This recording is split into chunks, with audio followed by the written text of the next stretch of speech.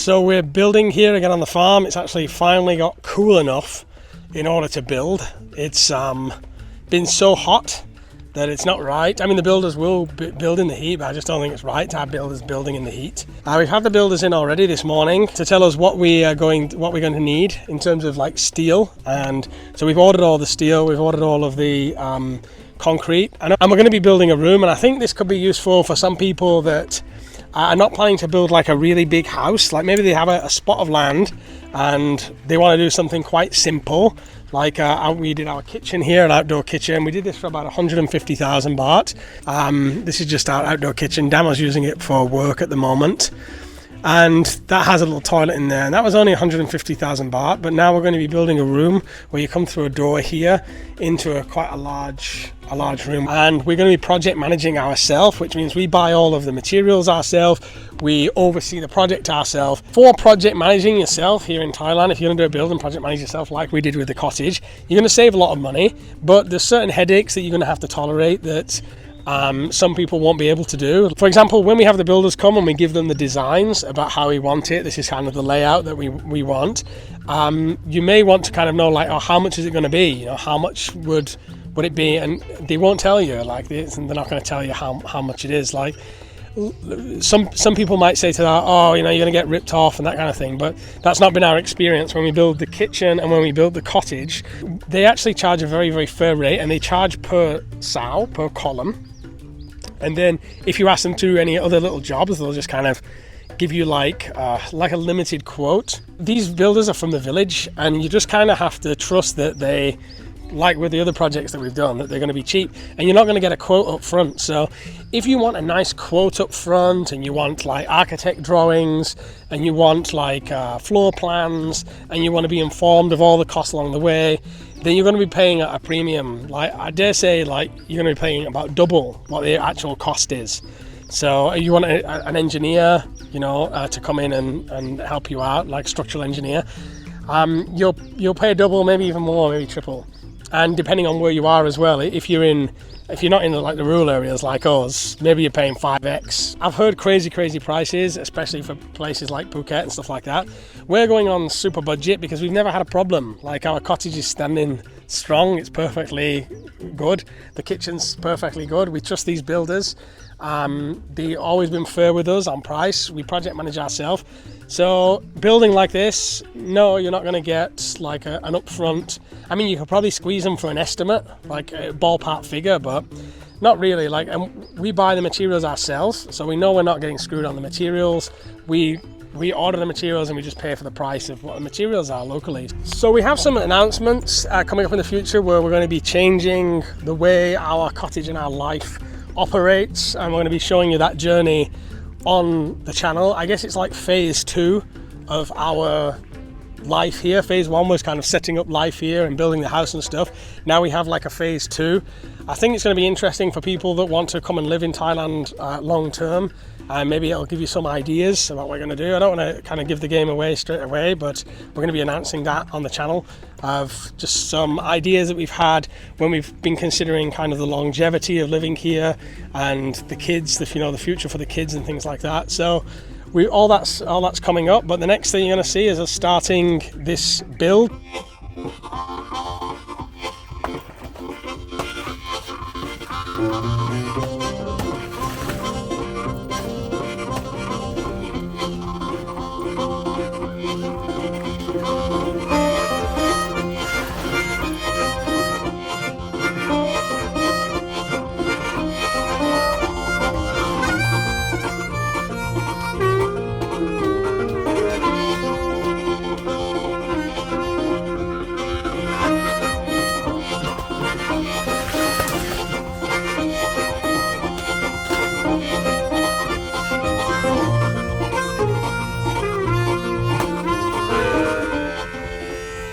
So I've just cleared this area ready for the builders. A bit sweaty. Now one thing that you notice living out here is in the hot season you put on a bit of weight. I've put on a bit of weight. Some might say that's healthy, I don't know. A lot of people say I should always put on weight on this channel. Well, now I have. And you do that because you're stuck inside. When the sun is so hot you can't do anything. You're not physical. You're not mowing the lawn, not in that heat, you know. Things just gets crazy. But now Still hot, but it's getting to more reasonable, so you can kind of get active again. I've just cleared out all the silkies here, cut down a couple of trees. There's more to cut down. We're going to try and save a couple of these trees, so me and the builders, it'll take 2 or 3 of us to dig them up, and then we'll move them to another location. They don't always survive, but it's nice to be able to get a bit of exercise again, and hopefully by the end of this project I would have lost the weight again. I went from an M to an L, so hopefully I'll be going back down to an M again.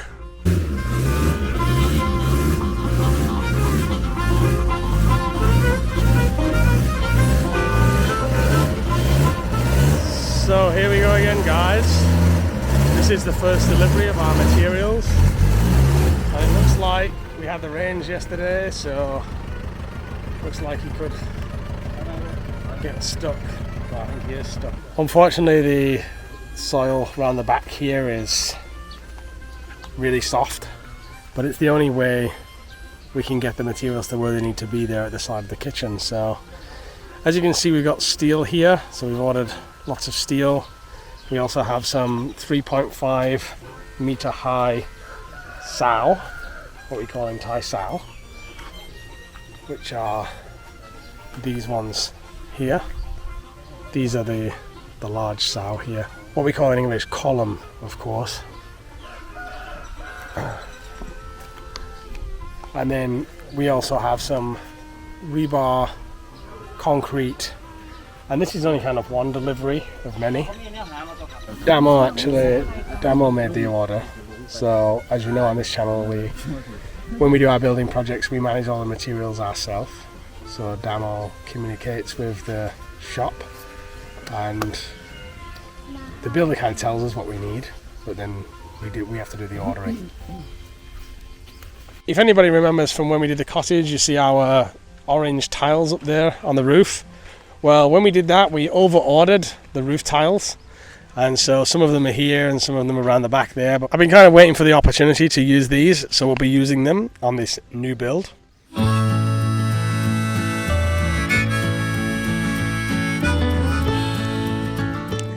Damo's dressed for the building in my boxer shorts, wellies, and the red top. Come on, let's see. I'm going to change, she says. That's just rural style fashion, guys. Good morning.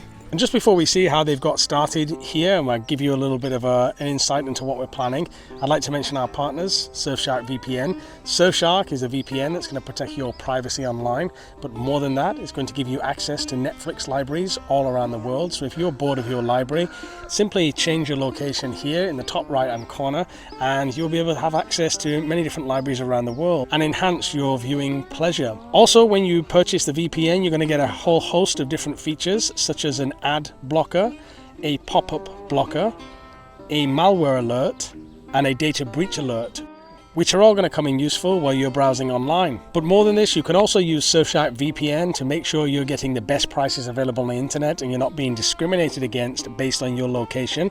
Simply change it in the top right hand corner, and you can check if the prices differ when searching from different locations and make sure you're getting the best price available to you. SURFSHARK have given me an offer to give to you guys. I know many of you have used my code already. The code is BAMBOO.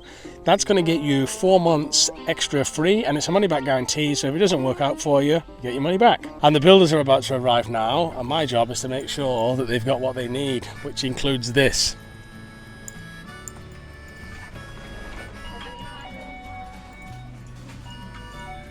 So for sure, when you've got the builders in, this is the stuff that they're going to want. It's the M150. They don't bother with the crashing down. This is the stuff they want, the rocket fuel. So Damo told me to stock up, so I guess I'll get a load of them. I've only ever drank this stuff when I was a drinker, like with a Jaeger bomb or something. Get off your head. And I also get them some of this black roast coffee. This goes down well. I'd say it looks like I've got quite a day planned here. It's going to be a mad one. Sang cafe do I have? Our latte yin, pong pom, ning shot, my one. แล้วก็เอา latte yin 1 pocket tea 3 แก้ว เล็ก ใช่ครับ So the main thing is when you're building, keep everybody stocked on the M150s and the coffees, keep them going. And they usually wind down the evening with a bit of lao khao and a bit of rice whiskey. Just how the builders do it around here. It's how you keep your builders happy. You want to keep your builders happy, for sure. I will say, and I have mentioned before as well, that things aren't very organised. So if you ever build in rural Thailand, people that have built in rural Thailand know what I'm talking about here, and it's not a criticism, it's just something you have to get used to. Builders will say, oh yeah, we'll see you Wednesday, and then you think they're going to turn up on Wednesday, and then Wednesday comes along and then nobody shows up, and then you ask Damo, so what happened? I thought we were doing Wednesday. And they're like, oh no, something's happened, so there's a funeral, there's this, that. So that happens a lot. And they never have phones. They don't have phones, so you can't contact them and say, oh, when are you next coming? So it's just like an unknown. So they don't show up Friday, and then Thursday nothing happens, then Friday happens. So there's no organisation whatsoever behind it, but that's just something you have to get used to if you're building in Thailand.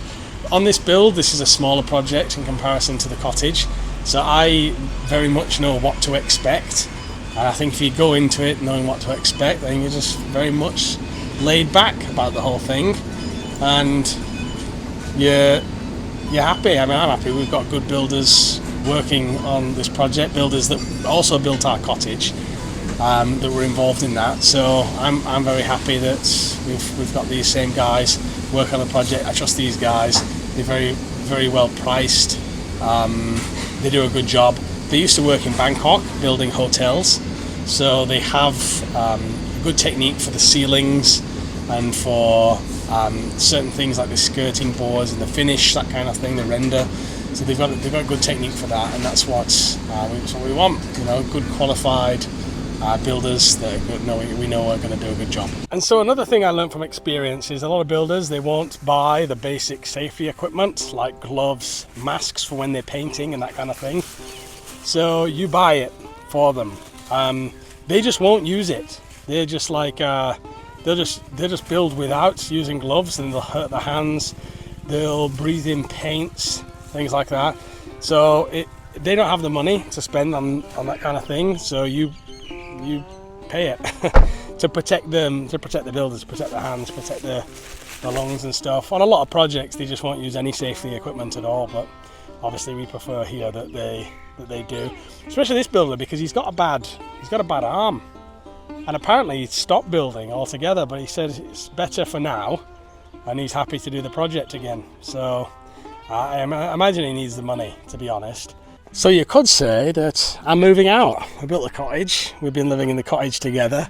Me in the room at the side there, and Damo in the main room with the kids. But it's time for me to move out into this new space. There's multiple reasons why I'm moving out. It's number one is so Otis can have a bedroom as he gets bigger. And so for those that don't know the layout of the cottage, we've got the bedroom here, Damo stays with the kids. We've got the toilet here and the front room, and my room is just around the corner on the outside. So I'm going to be moving out, babe, isn't that right? People are going to say straight away, I can guarantee on this vlog, well, why don't you sleep together anyway? We never sleep together. What? We never sleep together. Why not? Is it because you don't love each other? Come on, let's explain to these people. I mean, actually, I did a thing on my Facebook once. I asked other people, do they sleep together? And like quite a lot of couples don't sleep together, especially with kids, or especially when they've got a bit older. They don't. Why do we not sleep together, babe? We just don't like each other. Because it's like he likes to do stuff at nighttime, so he just worry about to wake me up at nighttime when we sleep together. But we tried a few times. We have slept together, haven't we? Like when we go on holiday, or sometimes I've come in and we slept together like once every time in, once in the whole year or something like that. How was it?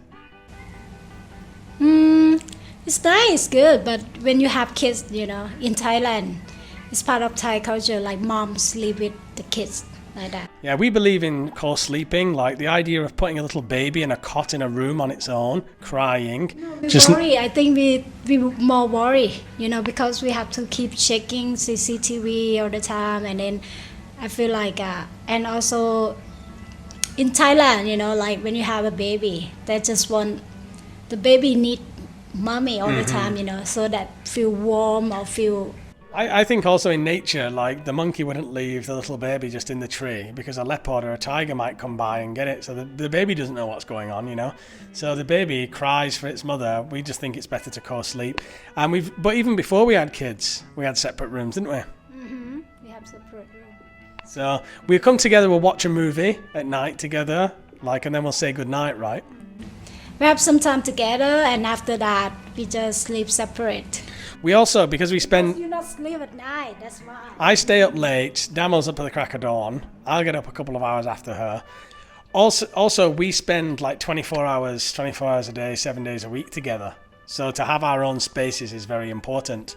But now I'm moving out completely into a new place. Bye-bye.